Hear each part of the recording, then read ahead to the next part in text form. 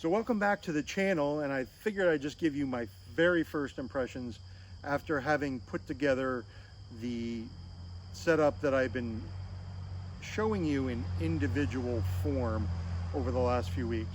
I showed you the twin needle mini map, the mini assault pack. I showed you the Eagle Industries Buttpack, and I showed you this Eagle Industries H harness. I figured I'd just give you my very first impressions. I have not taken this on any kind of extended hike or anything like that. Right now, what I have in my pack is a poncho, a military style poncho. I have a couple pounds of radio gear, such as a 15 amp hour battery, battery.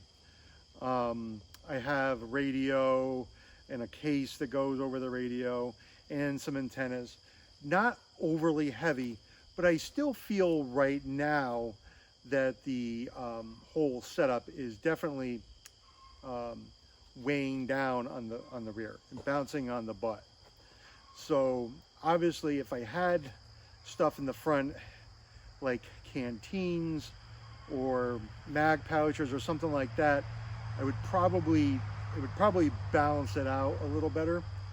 Without fully setting it up, I don't know that I could give an honest opinion how it feels, because right now I would say it's kind of a no-go, just because the majority of the weight, such as the battery and the radio, are in the Buttpack, and that's kind of, you know, bouncing around, and you know, it's kind of giving a little pull obviously to the back. Now, if like I said, if I was wearing mag pouches, canteens, and things like that, maybe a little more counterbalance.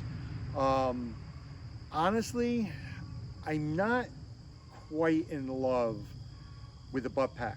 I like butt packs, but I like my butts light. Yeah, I like light butts, and I cannot lie.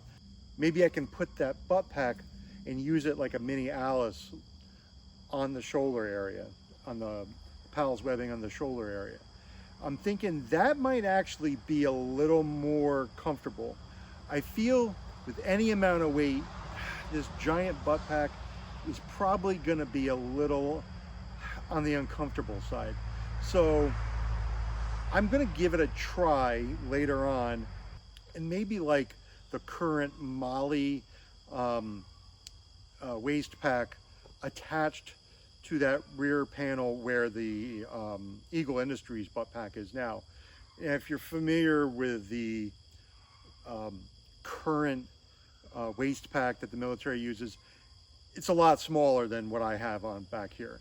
A lot of what I do for setups is geared towards my kind of like geeky hobby of amateur radio. So a lot of it's communications gear that I put in my setups.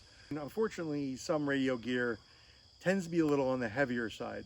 But like anything else, the more you get out and the more you start using your stuff, you'll start realizing like, ugh, I shouldn't have set it up this way. I bet if I did it this way, it would be better. Or maybe I should switch this around. And that's the whole purpose, right? And I'm kind of making these videos. They're really just hobby videos.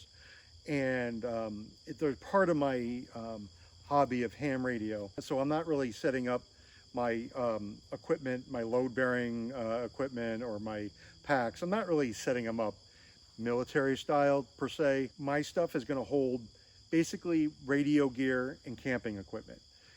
I like to do amateur radio portable, so I like to put my antennas, my batteries, my radios, everything in my packs, along with hiking, camping gear, and then going out and setting up and trying to run communications from remote areas, or from areas you traditionally don't do communications from, you know, the woods, right?